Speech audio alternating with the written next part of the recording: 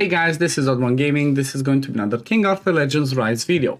In today's video, we're going to go over another one of the Hall of Conqueror bosses, and this time I'm going to show you my first look, right? My first tries for the second boss, Hrugnir, right? This one's a little bit of a quirky one, and it has some fun mechanics that we need to take into account, and it kind of has it's a little bit different than the Talos one, which I already shared the video on, because this one does have an element, right, that you can counter, so he is fire, therefore we should be using frost, and then it also has a weather effect, right? It has day and heat, which means you should try and use some of these heroes that are on these lists to try and bring as the main damage dealer, so we can do as much damage as possible, as they're gonna get more crit damage, attack speed, and less damage taken, right? So definitely it's a little bit different, it's a little bit quirky. I guess I'm just gonna roll into the video of me doing some testing again on stream, and then we're gonna come back and I'm gonna give you a little bit of my conclusion, what I've seen and what I believe to be the right teams for something like this. So see you in a bit. I really hope that nobody, and I'm not kidding, right? Even Krakens, I hope that nobody can do the maximum damage they want. Like, I do not want to see everybody go to the ranking tomorrow and see that people did 100, 100, 100. If I see that, I'm going to be disappointed. If I don't, I'm going to be happy, because hear me out. That's what makes any of these type of games work. Challenging, right? Like, it should be achievable, right? It should be achievable to get to the top damage and whatnot. But it should not be just like you go in, throw your Kraken heroes, Kraken gear, that's it, GG. No, it should be testing evolved. It should be team compositions, test moving around, doing this gear, doing that gear, bringing this hero, taking that one out. That's how these types of things should go. Let's try the second boss, right? Let's have a look at Hrugnir. So this one we do have some environment effects. The previous one we didn't, right? So for Talos we had nothing. Okay. Hrugnir we do have. He is fire element, so that means you need frost people. You need frost people for this fight, or fire to be a wrong element. Then people that benefit for day heat. So day heat is, what's her name? Nika benefits from day that you would use from here. And then heat, Iwerit, that I would use. Gawain could be another one that you would use. There's no, I'm not sure I would use Sergius. Maybe if you can put attack speed decrease, Sergius could be interesting. But yeah, this is good to know. So this one does have environmental effects. Let me see, does the other one have it? Penveed has it as well. So Penveed has Storm, and then Night and Rain is what you benefit from here. So that means Morgan can be good. Tristan, Lot. I'm not sure I would use Lot. So there are some things different to keep in mind. Just the last one that we chose, there's no environmental effect. So yes, let's look at the second one, Hrugnir. So monster effects for this fight, same thing. Every time he hit attack gauge, immune to dot, immune to attack. I don't like the immune to dot, right? It's like, it's fun to try and use dots. Should have left them to be an option. Over here, okay, so for the Penveed, there's nothing but your heroes grant. Okay, so look at this. Grants all stack favors allies attack increase 20% for 2 turns. Passive. So I guess this is just at the beginning though, because if it's just for 2 turns, then it's like, does it really matter? Did this one have bonus? Okay, this one has it as well. Grant all serpents favor allies attack increase 20%. So that is interesting, really interesting. But let's see what he does. So first passive, when attacking, 100% chance to gain overwhelming fear for the rest of the battle.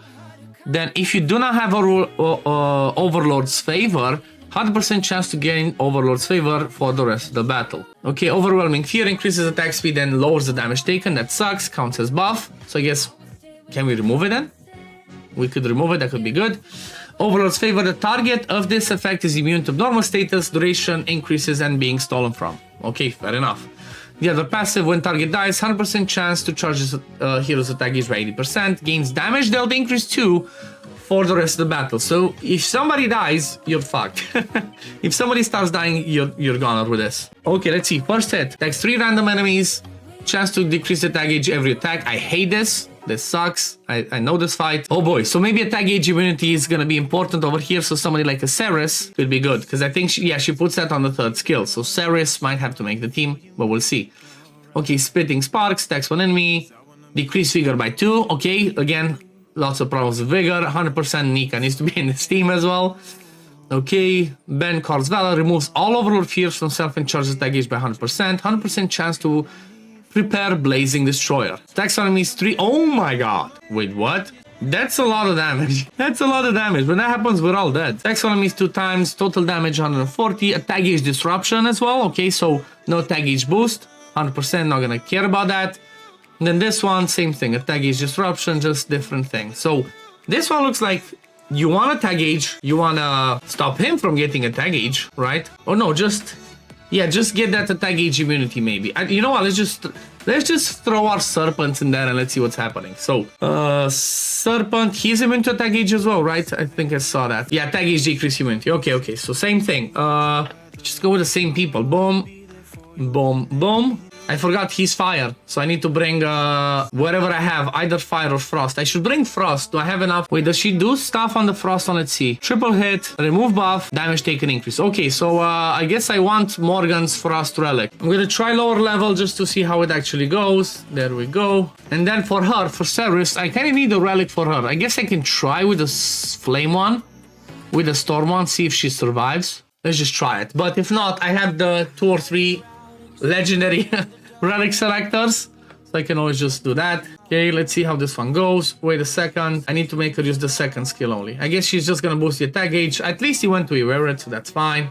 Okay, we put the attack down, we do the right stuff. Go, we have attack gauge immunity, so that's good. Boom, boom, there we go. So far so good, right? I'm curious if this one is easier. The second and the first one's easier. It's good. Oh yeah, so I guess buff removal is really important because he places that overlord thingy, right? He places on him whenever he does stuff. Sorry, or is it the Great Clamor? And if you don't remove it, that's when he gets the other stuff to do the crazy smash. Or is it this one? Or is it this one? Is this the charge that he just kills us with? Is that the big version though? Yes, it is. Oh no, it's the small version of the damage taken increase. That sucks. Okay, this one hurts. When he does this big smack, it hurts. I'm curious if we're dead again or not. Also, I'm not sure if actually the Frost Relic is the best for Morgan for this fight. Again, after this, I'm going to try and bring her with the Flame Relic instead. Because she only lands the small version of the damage taken on the second skill. She does remove buffs, though. However, we already have Ceres, right, that removes buffs. I'm not sure we need Morgan to do that as well. So maybe just bring it in the Flame Relic again and just use the third skill. Okay, yeah, so he just destroys us when that happens. That's insane. I just barely survived 20. That's not good enough. And keep in mind he had double attack decrease. I think this is the overwhelming fear when he does that. When he has 4 of those, he just does and destroys us. No. Nika's like, I'm not dying. She's like, I'm staying here. I'm just curious to see what damage comes now. What's happening exactly. But the damage kind of seems the same. It kind of seems to me like that charging thing, he should not do it. Seems like that might be bug, or maybe I'm wrong, right? Let's see. Yep, just a little bit of damage. Okay, so that works. So when the boss does the charge, you 100% need to bring a control, a stun, a freeze, a something like that. And that's the way to deal with it. That's good point. That's really important, and I love it. I love it that it makes us require a different type of mechanic, right? Like, you can stop him, because that's what I thought. It's like, when he does that, that's insane damage. It shouldn't be that hard as, you know, as early as we saw it was. So the fact that we can actually stun him when he does that charging to hit us, it's good. It means we're going to need to bring some people that do control in the team. Pretty much, we're going to have to look at who brings stuns, but also bring some damage, also bring some dots, or not dots, debuffs or some other stuff, right? That's what we need to look at. So yeah, kind of like we've seen, the number one priority for this fight, from my point of view, is to have somebody that brings some sort of a crowd control effect. Now, may that be stun, may that be freeze, but not only that, even somebody like a lot that even with his base relic, with the frost one, which you see me using, he brings Oblivion on his second skill. Even Oblivion stops the boss from doing that cast and allows us to stay alive. Without that, the boss hits pretty hard, right? It's pretty hard and kind of hard to counter.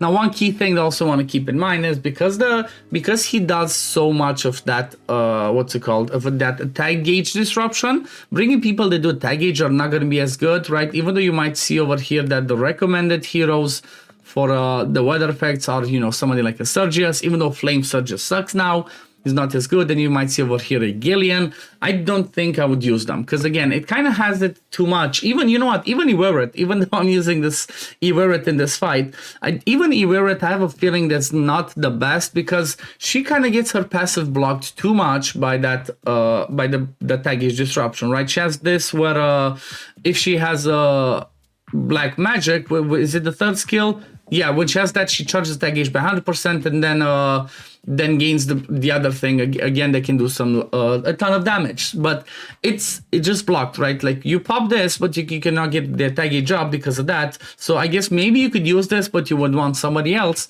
that brings some cleansing. Now, as you see over here, like this is kind of like my best team that I've did so far. 39 destructions with Lot, Nika, Iwerit, and then with the Frost Morgan. Now with Frost Morgan, you only use the second skill, but I'm gonna come back. I think once this one resets, like for tomorrow or the next day just before reset, I'm gonna test out the steel flanked Penveed. I'm gonna show you my teams for that, and I guess once it resets, the first time it resets, I'm gonna come back and pretty much, I guess, show you my best teams, right? This is what I did after the first week. These are the heroes, the builds, and whatnot. But it's fun, right? It's fun. It's new content. It requires lots of testing. I'm surprisingly number 95, right? This is just global ranking, and I didn't do one of them. So I might even squeeze top 50. Right, for this week. I would love that, because I'm not sure if that's the season is just the 1 week, but I would love to be top 50 to get Caliburn Arthur's Frost Relic. Now I still need, the reason why I haven't done that yet is because I haven't tested this, is because I still need to build Caliburn Arthur. I believe he's going to be the king over here as well, and for that, obviously you want to get him awakened 6. I just needed to farm a little bit more of the what's it called, the statues, which opens today on Sunday. But yeah, I guess we're gonna leave it at this for today, guys. Now, one other thing that I did want to mention is the fact that every single one of these fights require you to have different heroes, right? In case you missed it in the previous video, I cannot use these 4 people or these 4 people on the steel flank Penveed, which means I'm gonna have to bring some different ones. So that kind of requires us to have 12 completely different heroes built for the sake of this fight, which, you know what, that makes it interesting for me. It kind of gives us a reason to build more and more heroes. But anyway, we're gonna leave it at this for today, guys. Thank you for watching. As always, if you do enjoy my content, don't forget to like this video, subscribe to the channel to see when I upload next, and I'm gonna see you on the next one. Peace, love, take care, everyone. Bye, guys. Fight with honor. Vanquish the wicked, and you may prove worthy of your legacy.